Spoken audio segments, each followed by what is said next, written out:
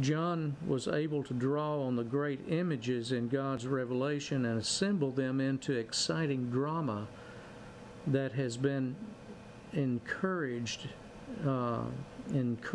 to those who are persecuted and suffering saints over the centuries. However, you must not conclude that John's use of symbolism indicates that the events described are not real but just symbols, because they are real. Then there's a third reason why John used symbolism. Symbols not only convey information, but also impart values and arouse emotions. John could have written, "A dictator would rule over the world," but instead he described a beast. The symbol says much more than the mere title of dictator. Instead of explaining a world system, John simply introduced Babylon the Great and contrasted the harlot with the bride. The very name Babylon would convey deep spiritual truth to readers who knew the Old Testament. Of course, Babylon we recognize as the pit of sin, and the harlot was an immoral person.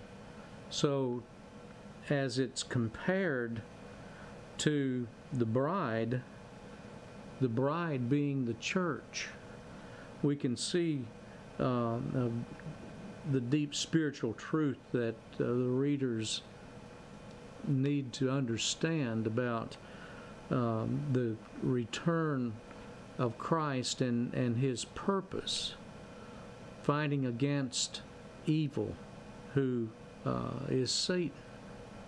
So, in understanding John's symbolism, we, however, must be careful not to allow our imaginations to run wild in these symbols. Biblical symbols are consistent with the whole of biblical revelation.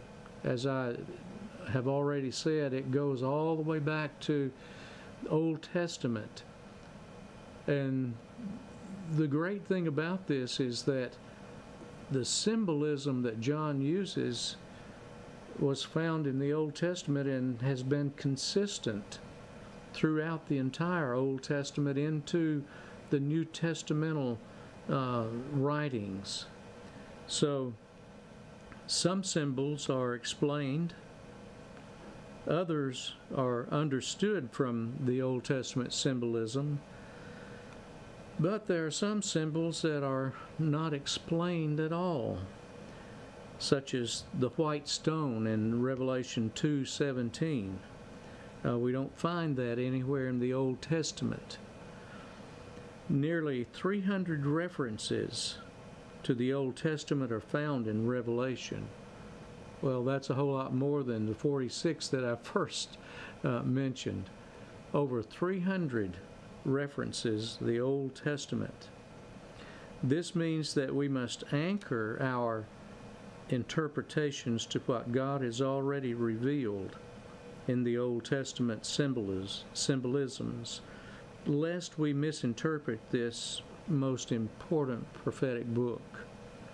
So we can go back to the book of Daniel, for instance, as well as other prophetic books, Isaiah, and we can see the symbolism used in these books, and without bending or warping the interpretation, it stays consistent with the book of Revelation.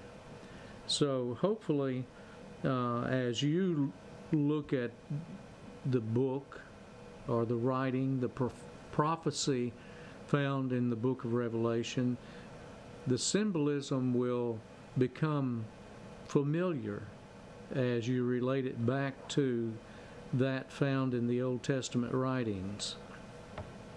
Now, next week, we're going to consider another component in the understanding of Revelation, and that concerns the readers. Who was the book intended for? Why did John, why was he told to write down the prophecy of this book, and who was he to give it to? And as we understand that, I think we'll see the parallel that is found between the intended readers of the 1st and 2nd century to the churches of this day and time, and all in between over the centuries. So next week we will look at this second segment, the readers. And again, I encourage you to read ahead, especially reread chapter 1 of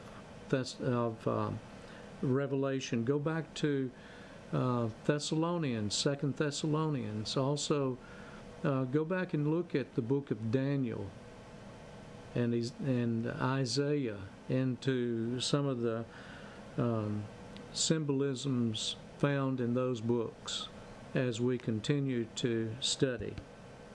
So until then, I hope you have a great weekend, and may God continue to bless you in your study. Have a good day.